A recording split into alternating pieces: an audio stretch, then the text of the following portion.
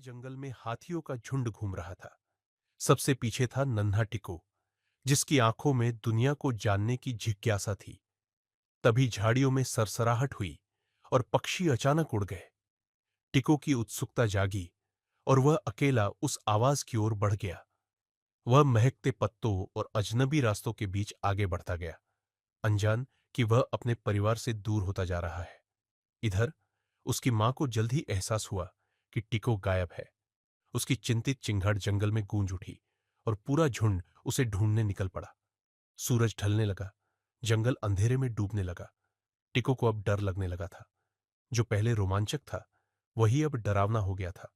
उसकी नन्ही टांगें थक चुकी थीं और उसकी आंखों में आंसू थे। तभी एक जानी पहचानी आवाज, मां की चिंगाड़ में प्यार था, उम्मीद थी। टिको ने अपनी आखिरी ताकत जुटाकर जोर से चिंगाड़ लगाई।